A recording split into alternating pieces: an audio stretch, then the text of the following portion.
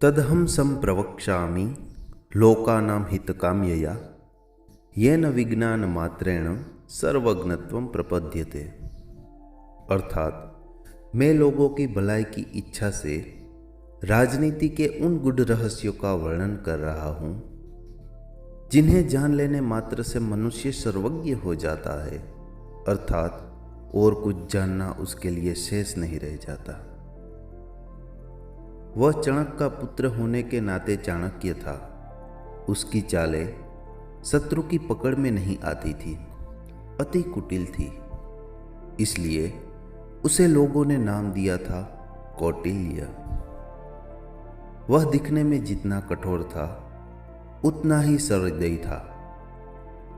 राजनीति की बिसात पर टेढ़ी मेढ़ी चालों का खिलाड़ी होने पर भी वह सच्चा महात्मा था। उसके लिए सुख, वैभव, पद आदि महत्वपूर्ण नहीं थे। महत्वपूर्ण था देश का अखंड गौरव। अखंड भारत के उस स्वप्न को साकार करने के लिए वह न कहीं रुका, न कहीं झुका।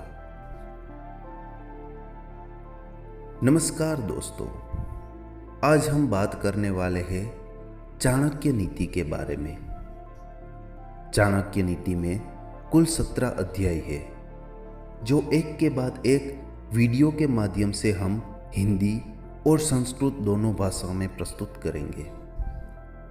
तो आज इस वीडियो में हम प्रथम अध्याय के बारे में बात करेंगे। तो आपका ज़्यादा समय न बर्बाद करके हम वीडियो को शुरू करते हैं। अतः प्रथमोध्याय। प्रणम्य शीर्षा विष्णु त्रैलोक्याधिपतिं प्रभुं नानाशास्त्रोद्धृतं वक्ष्ये राजनीति समुच्चयम्। अर्थात मैं तीनों लोकों अर्थात पृथ्वी, अंतरिक्ष और पाताल के स्वामी सर्वशक्तिमान सर्वव्यापक परमेश्वर विष्णु को सिर झुकाकर प्रणाम करता हूँ। प्रभु को प्रणाम करने के बाद मैं अनेक शास्त्रों से एकत्रित किए गए राजनीति से संबंधित ज्ञान का वर्णन करूंगा। अधीत्येदं यथा शास्त्रम नरो जानाति सतम धर्मोपदेश विख्यातम कार्याकार्यम शुभम शुभम। सतम अर्थात श्रेष्ठ पुरुष। इस शास्त्र का विधि पूर्वक अध्ययन करके यह बात भली प्रकार जान जाएंगे कि वेद आदि धर्मशास्त्रों में कौन से कार्य करने योग्य बताए गए हैं और कौन से कार्य ऐसे हैं जिन्हें नहीं करना चाहिए, क्या पुण्य है और क्या पाप है, तथा धर्म और अधर्म क्या है। तदहं संप्रवक्ष्यामि लोकानां हितकाम्यया येन विज्ञान मात्रेण सर्वज्ञत्वं प्रपद्यते। अर्थात अब मैं मानव मात्र के कल्याण की कामना से राजनीति के उस ज्ञान का वर्णन करूंगा जिसे जानकर मनुष्य सर्वज्ञ हो जाता है। मूर्ख शिष्योपदेशेन दुष्ट स्त्री भरणेन च दुखिते संप्रयोगेण पंडितोप्य वसीदति। अर्थात मूर्ख शिष्य को उपदेश देने, दुष्ट व्याभिचारिणी स्त्री का पालन पोषण करने, धन के नष्ट होने तथा दुखी व्यक्ति के साथ व्यवहार रखने से बुद्धिमान व्यक्ति को भी कष्ट उठाना पड़ता है। दुष्टा भार्या सठम मित्रम भृतश्च उत्तरदायक ससर्पे च गृहे वासो मृत्युरेव न संशय। अर्थात दुष्ट स्वभाव वाली, कठोर वचन बोलने वाली दुराचारिणी स्त्री और धूर्त दुष्ट स्वभाव वाला मित्र, सामने बोलने वाला मुंहफट नौकर और ऐसे घर में निवास जहां सांप के होने की संभावना हो, ये सब बातें मृत्यु के समान हैं। आपदर्थे धनम रक्षेद दारान रक्षेद धनेरपि आत्मानं सततम रक्षेद दारेरपि धनेरपि। अर्थात किसी कष्ट अथवा आपत्ति काल से बचाव के लिए धन की रक्षा करनी चाहिए। और धन खर्च करके भी स्त्रियों की रक्षा करनी चाहिए, परंतु स्त्रियों और धन से भी अधिक आवश्यक है कि व्यक्ति अपनी स्वयं की रक्षा करे। आपदर्थे धनम रक्षेत श्रीमताम कुल आपद कदाचिंचिलिता लक्ष्मी सच्चितोपि विनश्यति। अर्थात आपत्ति काल के लिए धन की रक्षा करनी चाहिए, लेकिन सज्जन पुरुषों के पास विपत्ति का क्या काम।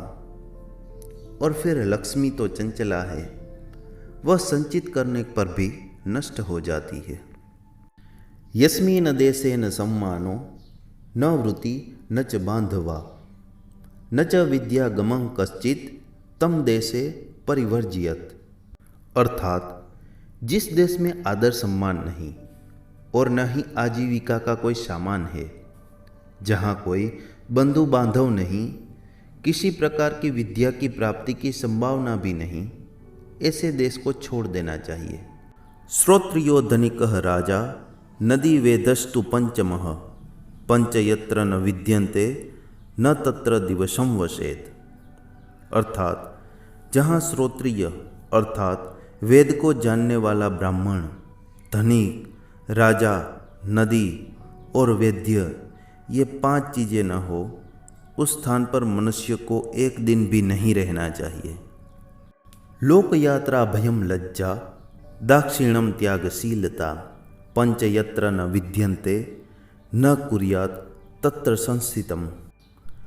अर्थात जहाँ लोक यात्रा अर्थात जीवन को चलाने के लिए आजीविका का कोई साधन न हो, व्यापार आदि विकसित न हो, किसी प्रकार के दंड मिलने का भय न हो, लोकलाज न हो, व्यक्तियों में शिष्टा उदारता न हो, अर्थात उसमें दान देने की प्रवृत्ति न हो, जहाँ ये 5 चीज़ें विद्यमान न हो, वहाँ व्यक्ति को निवास नहीं करना चाहिए। जानियात प्रेषणे भृत्वान बांधवान व्यसनागमे मित्रम चापति कालेषु भार्याम च विभवक्षये। अर्थात काम लेने पर नौकर चाकरों की, दुख आने पर बंधु बांधवों की, कष्ट आने पर मित्र की तथा धन नाश होने पर अपनी पत्नी की वास्तविकता का ज्ञान होता है। आतुरे व्यसने प्राप्ते दीर्भिक्षे संतु संकटे राजद्वारे श्मशाने च यस्तिष्ठति स बांधवा। अर्थात किसी रोग से पीड़ित होने पर, दुख आने पर, अकाल पड़ने पर, शत्रु की ओर से संकट आने पर, राजसभा में, श्मशान अथवा किसी की भी मृत्यु के समय जो व्यक्ति साथ नहीं छोड़ता, वास्तव में वही सच्चा बंधु माना जाता है। यो ध्रुवाणी परित्यज्य अध्रुवम परिसेवते ध्रुवाणी तस्य नश्यन्ति अध्रुवम नष्टमेव ही। अर्थात जो मनुष्य निश्चित को छोड़कर अनिश्चित के पीछे भागता है, उसका कार्य अथवा पदार्थ नष्ट हो जाता है। वर्येत कुलजाम प्राज्ञो विरूपामपि कन्यकाम रूपवतीम न निचस्य विवाह श्रद्धसे कुले। अर्थात बुद्धिमान व्यक्ति को चाहिए कि वह श्रेष्ठ कुल में उत्पन्न हुई कुरूप अर्थात सौंदर्यहीन कन्या से भी विवाह कर ले, परंतु नीच कुल में उत्पन्न हुई सुंदर कन्या से विवाह न करे।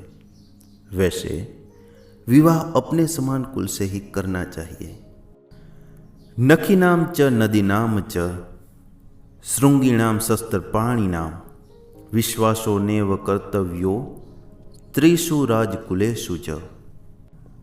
अर्थात बड़े बड़े नाखून वाले शेर और चीते आदि प्राणियों, विशाल नदियों, बड़े बड़े सींग वाले सांड आदि पशुओं, शस्त्र धारण करने वाली स्त्रियों तथा राजा से संबंधित कुल वाले व्यक्तियों का विश्वास कभी नहीं करना चाहिए। विषादप्य मृतम ग्राह्यम मेधयादपि कांचनम नीचादप्योत्तमा विद्या स्त्री रत्नम दुष्कुलादपि। अर्थात विष में भी यदि अमृत हो तो उसे ग्रहण कर लेना चाहिए। अपवित्र और अशुद्ध वस्तुओं में भी यदि सोना अथवा मूल्यवान वस्तु पड़ी हो तो वह भी उठा लेने के योग्य होती है। यदि नीच मनुष्य के पास कोई अच्छी विद्या, कला अथवा गुण है तो उसे सीखने में कोई हानि नहीं। इसी प्रकार दुष्ट कुल में उत्पन्न अच्छे गुणों से युक्त स्त्री रूपी रत्न को भी ग्रहण कर लेना चाहिए। स्त्रीणाम द्विगुण आहारो बुद्धिस्तासाम चतुर्गुणा साहसम षट्गुणम चैव कामोष्टगुणम उच्चयते।